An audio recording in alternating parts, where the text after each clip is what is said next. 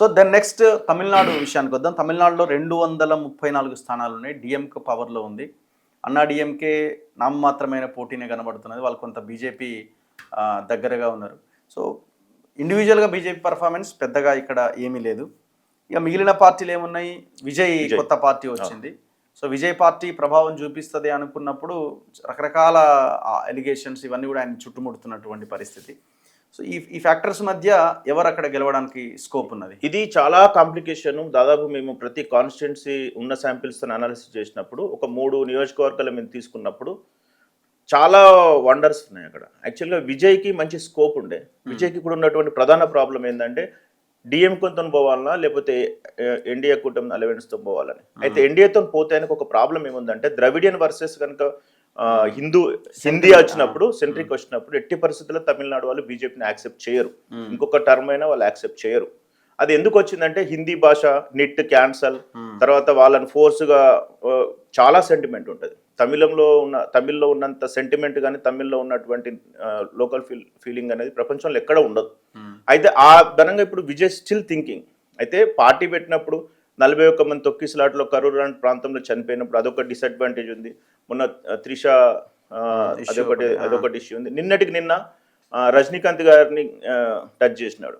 ఆయనకు ధైర్యం లేకపోతేనే పోటీ చేయలేదు, మాకు ధైర్యం ఉంది, మా హీరోకి ధైర్యం ఉంది అంటే కొత్తగా ఒక లీడరు పొలిటికల్ పార్టీ పెట్టినప్పుడు చాలా జాగ్రత్తగా ఆచితూచి అడిగేయాలి. ఎందుకంటే ఒక స్టెప్ అటు ఇటు అయినా కానీ కొలాప్స్ అవుతుంది. ఎందుకంటే మనము చిరంజీవి గారిని చూసినప్పుడు లక్షలాది మందికి వచ్చినారు.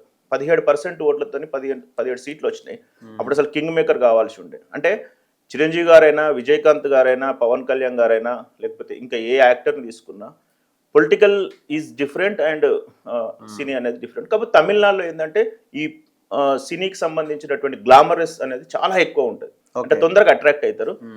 విజయ్ స్పాయిలర్గా అవుతాడా ప్రశాంత్ కిషోర్ లాగా లేకపోతే గేమ్ చేంజర్ అవుతాడు అనేది కొంచెం మాకు ఐడియా ఉంది. కొంతమంది 50 సీట్లు 60 సీట్లు అంటున్నారు. ఎన్ని వచ్చే ఛాన్స్ ఉంది? హార్డ్లీ ఆయనకైతే 10 to 15% ఓట్ బ్యాంక్ అవుతుంది. 10 to 15 అది కూడా పెద్ద ఫిగరే కదా. అంటే ఓటు పర్సంటేజ్ ఎప్పుడు 30 దాటితేనే గెలుపు చేస్తుంది. 10 to 15% స్పాయిలర్ అవుతుంది. అది డిఎంకేని ఒడగొడుతుందా లేకపోతే ఏడీఎంకేని ఒడగొడుతుందా అనేది మాత్రం ఖచ్చితంగా విజయ్ పాత్ర ఉంటుంది. నెక్స్ట్ వచ్చే గవర్నమెంట్లో Vijay is a spoiler. Game changer కూడా కావచ్చు, స్పాయిలర్ కూడా కావచ్చు. ఒకవేళ ఆయనకు మేము అనుకున్నానికంటే 10 సీట్ల వరకు విజయ్కి వచ్చే అవకాశం ఉంటుంది. 10-15 మాక్సిమం నెంబర్ అది దాటదు. కాకపోతే చాలా ప్రాంతాల్లో ఆయన ప్రభావం క్రేజ్ ఉంది.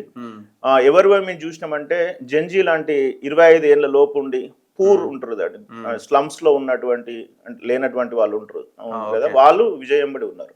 విజయ్ ఎంబడి ట్రావెల్ చేస్తున్నారు. అది ఓట్ బ్యాంక్ అంత పెద్దగా ఉండదు.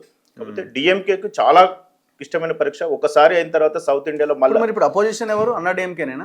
ఇక్కడ డిఎంకి వచ్చింది క్యాండిడేట్. ఇప్పుడు ఇక్కడేమో స్టాలిన్ వీళ్ళంతా కనబడుతున్నారు. అవతల పళనిస్వామి ఈయనే కదా. పన్నీర్ స్వామిని ఈ మధ్యలో డిఎంకే జాయిన్ చేయించుకుంది. జాయిన్ చేయించుకోవడం వల్ల కొంత ఫోర్స్ ఆయనకు సంబంధించినటువంటి కమ్యూనిటీ వాళ్ళు డిఎంకి సపోర్ట్ చేస్తారు. పన్నీర్ సెల్వం. అయితే ఈ డిఎంకేకి ఏంటంటే కాంగ్రెస్ పొత్తుంది. 28 ప్లేస్లో టికెట్లు ఇచ్చినారు. తర్వాత సిపిఐ ఉంది, సిపిఎం ఉంది, ఇంకొక చిన్న పార్టీ ఉంది. ఎన్ని పార్టీలు కలుపుకుంటే నాకు తెలిసినంత వరకు vote transfer between the political parties strong గా జరుగుతుంది. డిఎంకే వర్సెస్ అన్నా డిఎంకేనా? అంతే, డిఎంకే వర్సెస్ అన్నా DMK. BJP last time 4 seats గెలిచింది. ఈసారి గెలిస్తే ఇంకొక 5-6 మాక్సిమం, అది కూడా 10 లోపటే ఉంటుంది. అంటే విజయ్ గారికి తర్వాత బీజేపీకి సమానంగా అంటే ఆ రేంజ్ లో వచ్చే అవకాశం ఉంటుంది. కాబట్టి వెరీ క్లియర్ గారు యాంటీ ఇంకంబెంట్ చాలా ఉంది. ఒకసారి గెలిచిన తర్వాత తమిళనాడులో మళ్ళీ గెలవడం కష్టం. ఒకసారి ఇప్పుడు జయలలిత టైంలో గెలిచినారు. కాకపోతే స్టాలిన్ దీన్ని చాలా ప్రతిష్టాత్మకంగా తీర్చుకున్నారు. స్ట్రాటజీస్ కంపెనీస్ దాదాపు ఆయన దగ్గర ఒక 50 స్ట్రాటజీస్ కంపెనీస్ పనిచేస్తున్నాయి. దాదాపు పొలిటికల్ కంపెనీస్ 200 కోట్ల వరకు దానికే ఖర్చు పెడుతున్నారు. అంటే మేము కూడా ఒకసారి పంపిస్తే దే కాల్డ్ అస్. కాకపోతే ఏదో మేము చిన్నగా 1-2 కాన్స్టిట్యూయెంట్స్కి మేము పోలేదు కాబట్టి వదిలేసినాం. అంటే అట్లాంటి ఎక్కడ చూసినా వాళ్ళు బూత్ స్థాయిలో అన్నిట్లో తీసుకుంటున్నారు. అంటే ఎక్కడెక్కడ కరెక్షన్స్ ఉన్నాయని. అలయన్స్ మధ్యలో ఓట్ ట్రాన్స్ఫర్ కనుక పర్ఫెక్ట్ జరిగితే డిఎంకేకు మ్యాజిక్ ఫిగర్ ఏదైతే 170 ఉందో దానికి ఒక 10 సీట్లు అటు ఇటుగా వచ్చే అవకాశం ఉంటుంది. ఒకవేళ డిఎంకే ఫెయిల్ అయితే హంగే వస్తుంది. అన్నా డిఎంకే ఎగ్దమ్గా ఒకటేసారి పోయి 120-130 వచ్చే అవకాశాలు అయితే కొంచెం తక్కువగా ఉన్నాయి. ఇంకెక్కడైనా మంచి విజయ్ అదృష్టం బాగుంటే ఒకవేళ ఈయన 10-20 సీట్లు అవసరం అయితే maybe Vijay will be a king maker. But తక్కువ సినారియో ఉంది, ఛాన్సెస్ ఉంది. విజయ్ కూడా ఇప్పుడు ఎందుకంటే యాంటీ ఇన్కంబెన్స్ ఓట్లు చీల్చిండు అనుకోండి విజయ్. ఇప్పుడు ఎవరి ఓట్లు పడాలి, డిఎంకే ఓట్లన్నా పడాలి, అన్న డిఎంకే ఓట్లన్నా పడాలి. డిఎంకే ఓట్లు కనుక ఎక్కువ చీలిస్తే డిఎంకేకి లాభం అవుతుంది. ఎందుకంటే ప్రభుత్వ వ్యతిరేకత ఓట్లు కనుక చీలిస్తే అవి ఎవరికి పడాల్సిన ఓట్లు, అన్న డిఎంకే పడాల్సిన ఓట్లు కాబట్టి అవి విజయ్కి పడితే ట్రయాంగిల్ ఫైట్ లో డిఎంకే ప్లస్ ఉంటుంది. ఇది ఒక సినారియో మేము అబ్జర్వ్ చేసింది. రెండోది ఏంటంటే ఆయన అన్నా డిఎంకే ఓట్లు కనుక ఎక్కువ చీల్చిండు అనుకో, అప్పుడు కూడా డిఎంకేకి లాభం ఉంటుంది. అంటే విజయ్ ఎవరిని విమర్శిస్తాడు, విజయ్ ఎవరిని టార్గెట్ చేస్తాడు? ఇప్పుడైతే డిఎంకేని టార్గెట్ చేస్తున్నాడు ప్రజెంట్. అన్నా డిఎంకేని బీజేపీని తక్కువ చేస్తున్నాడు ఇప్పుడున్నటువంటి స్పీచెస్లో.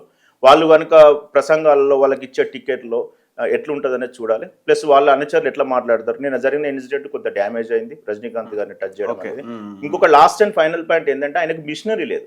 ఇప్పుడు కొత్తగా పార్టీ పెట్టినప్పుడు ఎట్లుంటారు రావు గారు, వాళ్ళకి మిషనరీ ఉండాలి, పార్టీ ఒక్కటే కాదు. అంటే ఓటర్ని తీసుకుపోయి డబ్బాలో ఓటేయించే పరిస్థితి అనేది విజయ్కి చాలా తక్కువ ఉంది.